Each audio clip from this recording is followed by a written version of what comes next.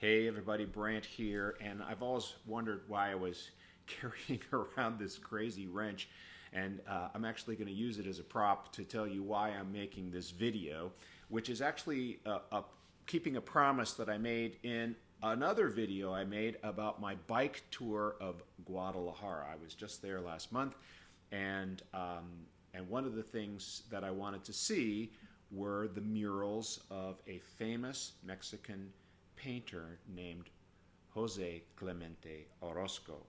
Now, Orozco was a contemporary of Diego Rivera, and that's a name you might recognize. There was a movie made about him. He was married to Frida, another great artist.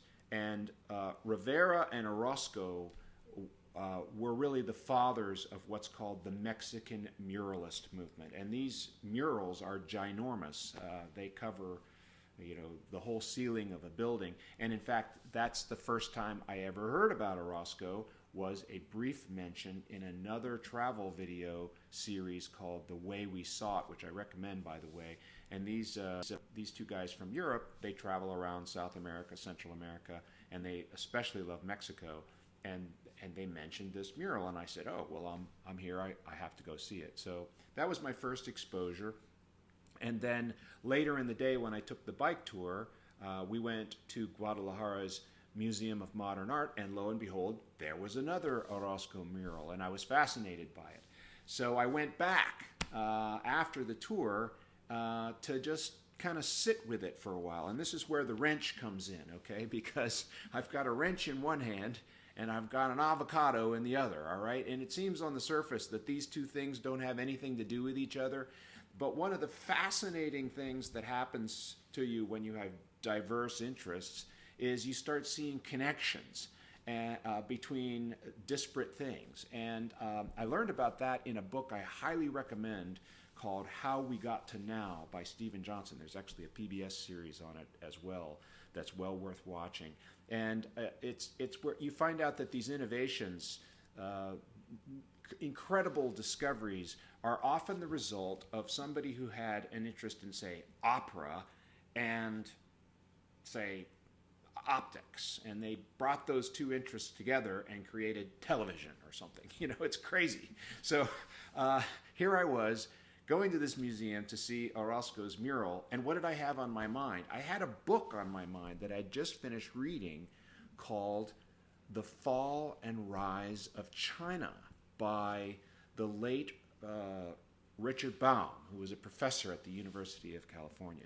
And the book's just like what you imagine. It goes through the entire, hundreds of years of Chinese history, all the way back to the conflicts with the United Kingdom over opium, the Opium Wars, and all the way through to the present day when probably this wrench was made in China. I'm guessing it probably was. So in any event, that's why it's called the Fall and the Rise of China. They struggled, and then now they're probably going to be the next great economy of the world. But during those struggles, there was a class struggle. Peasants and workers that the Communist Party is infamous for championing the needs of that, and that is a theme of Orozco's work.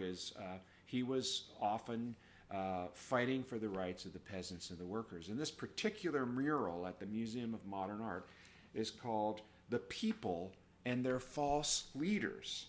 Now, I found that a really interesting title. I actually didn't know it when I was looking at the mural, but you could kind of figure it out when you looked at it. And I'll just pause now and play the video of my second visit to this mural and kind of how I was thinking about it at the time. This is one of the fabulous murals, really huge thing. This is probably, 30 by 30 with two side panels. And it's done by José Clemente Orozco, who is an esteemed painter from Guadalajara, where I am right now. And I was told by the tour guide that he commonly paints on themes of the oppression of the indigenous masses, the Mexican people, by the Spanish conquistadors. But in this case, I have a slightly different interpretation, and I could be wrong because I'm not an art critic, but it looks to me like this character here looks like communist Chinese, like maybe Chairman Mao.